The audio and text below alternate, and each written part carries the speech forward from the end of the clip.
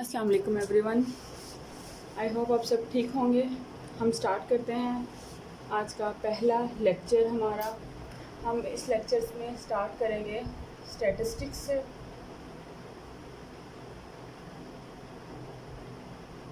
हम इसमें पढ़ेंगे what statistics is, what it is at first. Second will be types of statistics, and then third will be scope कि statistics का actually scope क्या है और हमें ये कहाँ कहाँ ज़रूरत पड़ती है इसकी। So let's start from what statistics is.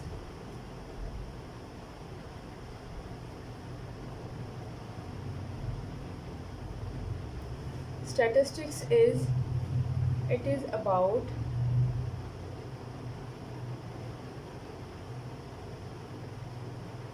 collecting, organizing,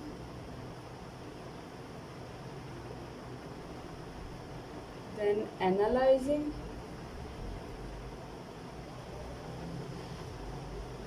and interpreting the data.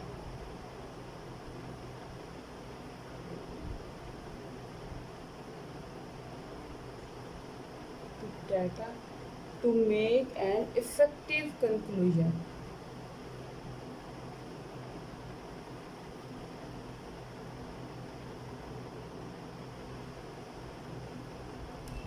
So it means जो हमारे पास स्टैटिस्टिक्स है ये हमें डील करता है बेसिकली डाटा को। इसके अंदर हमारे पास डाटा होता है, किसी भी वेरिएबल का डाटा हो सकता है। उस डाटा को हम सबसे पहले कलेक्ट करते हैं, उसको ऑर्गेनाइज किया जाता है, उसके ऊपर कोई स्टैटिस्टिकल टेक्निक लगा के उसको एक्चुअली एनालाइज किया जाता है या उसको अरेंज किया जाता है। फिर उसकी इंटरप्रिटेशन होती है ताकि हम किसी उस डाटा जो हमारे पास डाटा था उसके ऊपर कोई कंक्लूजन फाइंड आउट कर सकें। हमारा बेसिक पर्पस होता है कि हमारे पास कोई सा भी डाटा है, हमने उसके ऊपर कंक्लूजन उसका फाइंड आउट करना है कि ये जो हमारे पास रैंडम सा डाटा है इसके बारे में हम क्या कह सकते हैं, हम इससे क्या कंक्लूजन फाइंड आउट करेंगे, हमारी फाइंडिंग्स क्या आती हैं डाटा से। तो ये सारे स्टेप्स हैं जो कि हमें इस कंक्लूजन तक लीड करते हैं। हम सबसे पहले कलेक्ट करते हैं उस डाटा को through different sources. Data can be collected through primary sources या सेकेंडरी सोर्सेज भी हो सकते हैं इसमें। फिर हमने उसे ऑर्गेनाइज करना होता है, फिर हम उसको एनालाइज करेंगे, उसको देखेंगे, उसके बाद डिफरेंट टेस्टिंग लगाएंगे, फिर हम उसकी इंटरप्रिटेशन करेंगे और ताकि हम एक कंक्लूजन की तरफ जा सकें या जो हमारा ऑब्जेक्टिव है हम उसको फुलफिल कर सकें। So these are all the steps that are included what statistics. Statistics में हम एक्चुअली डाटा को डील करते हैं, डाटा से खेलते हैं। डाटा को लेना है हमने, उसके ऊपर डिफरेंट स्टेप्स लगाने हैं, डिफरेंट उसको मुख्तलिफ, जैसे आप कहते हैं ना एक रेसिपी का पहले हमारे पास इंग्रेडिएंट्स होते हैं, हम उसको काटते हैं, फिर हम उसको पकाते हैं, फिर हम उसको प्रेजेंट करते हैं। तो ये सारे उसके स्टेप हैं। हमारे पास सबसे पहले डाटा होता है, सो हम उसको पहले कलेक्ट करना है, हमने उसको ऑर्गेनाइज करना है, एनालाइज करना है ताकि हम एंड पर अपनी फाइंडिंग्स दे सकें कुछ। Then the other is second topic is types of statistics.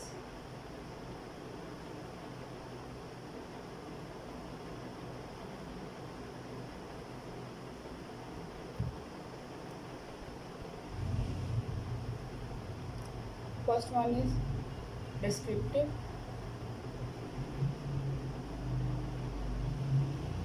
and the other one is inferential.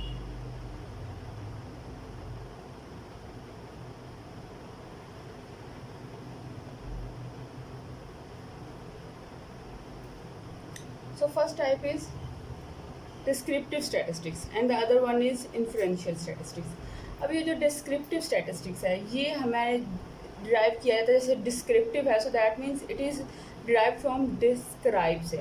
इसमें हमने एक्चुअली जो हमारे पास डाटा होता है, जो हमारे पास डाटा है उसको हमने जस्ट डिस्क्राइब करना होता है, हमने उसको डिस्क्राइब करना होता है। दैट मीन्स हमारे पास जो ऑलरेडी डाटा है हमने उसको ऑर्गेनाइज कर देना है और उसके अंदर कुछ जो जो हमारे पास अगर इनऑर्गेनाइज्ड वे में है, हम उससे कुछ फाइंड आउट नहीं कर सकते, हमें कुछ उसका मैक्सिमम वैल्यूज़ नहीं पता, उसकी मिनिमम वैल्यू नहीं पता, उसकी स्टैंडर्ड डेविएशन नहीं पता, हम वो सारी जो वैल्यूज़ होती हैं वो आती हैं डिस्क्रिप्टिव स्टैटिस्टिक्स में।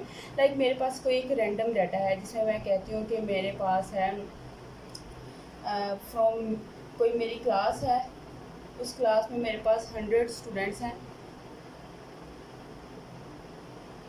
100 स्टूडेंट्स के मेरे पास डिफरेंट सब्जेक्ट के मार्क्स हैं, मेरे पास स्टैट के मार्क्स हैं उनके, मेरे पास उनके मैथ्स के मार्क्स हैं, मेरे पास उनके इकोनॉमिक्स के मार्क्स हैं।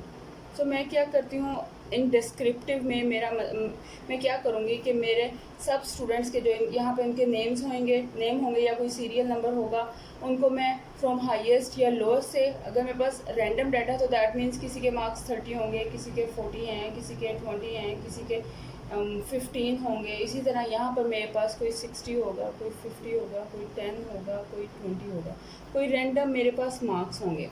ठीक है, तो अब मैंने उसका डिस्क्रिप्टिव स्टैटिस्टिक्स फाइंड आउट करना है। दैट मीन्स मैं अपने इस डेटा को ऑर्गेनाइज करना शुरू कर दूँगी। ऑर्गेनाइज करने का मतलब है कि मैं इसको असेंडिंग से डिसेंडिंग में लेके आऊँगी, इसको भी किसी वे में अरेंज करूँगी, या मैं इसको डिस्क्राइब करूँगी। तो मैं ये भी कह सकती हूँ कि मैं इसको डिस्क्राइब कर सकती हूँ अपने ग्राफ के थ्रू, कि यहाँ पर मेरे स्टैट के मार्क्स आएंगे बच्चों के, ये उनके शो कर रहे हैं कि मैथ्स की परफॉर्मेंस उनकी शो कर रही है, और यहाँ पे कुछ उनकी जो इकोनॉमिक्स की परफॉर्मेंस उनकी एग्ज़ाम्स में या किसी भी टेस्ट में है, उनकी वो परफॉर्मेंस शो कर रही है। This is a bar chart. ये सिर्फ रिप्रेजेंटेटिव है ऑफ मेरे डाटा का। जो मेरे पास डाटा था, ये मैंने क्लास का जो 100 स्टूडेंट्स का डाटा है, उनके डिफरेंट तीनों सब्जेक्ट्स के मार्क्स हैं, उनको सिर्फ मैंने डिस्क्राइब किया है, उनको मैंने ऑर्गेनाइज कर दिया है। So this is one way of describing. इसको मैं यहाँ पे बार चार्ट के थ्रू कर सकती हूँ, या मैं इसको हिस्टोग्राम के थ्रू कर सकती हूँ। इसमें पाई चार्ट्स भी आ सकते हैं। लाइक हिस्टोग्राम और बार ग्राफ में डिफरेंस यही होता है कि हिस्टोग्राम जो होते हैं वो सारे कंसेक्टिव होते हैं और बार ग्राफ्स सेपरेटेड होते हैं। सो मैंने इसको रिप्रेजेंट करना है किसी भी वे में। Another way could be like मैं इसको किसी पाई चार्ट के थ्रू भी रिप्रेजेंट कर सकती हूँ। This is maths, it's economics and here calls stat. ठीक है, सो दैट मीन्स जस्ट मैंने ऑर्गेनाइज किया है या मैंने अपने डाटा को रिप्रेजेंट कर दिया है।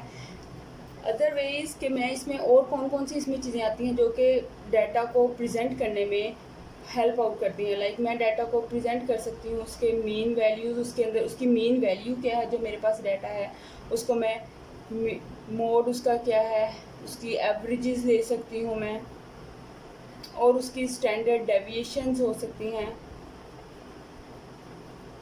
इसमें मैंने खुद एक्चुअली में कुछ भी डाटा से कुछ भी कंक्लूजन नहीं फाइंड आउट किया। मैंने सिर्फ डाटा के अंदर जो पहले से इंफॉर्मेशन गिवन है उसको अरेंज करके उसको प्रेजेंट कर दिया है।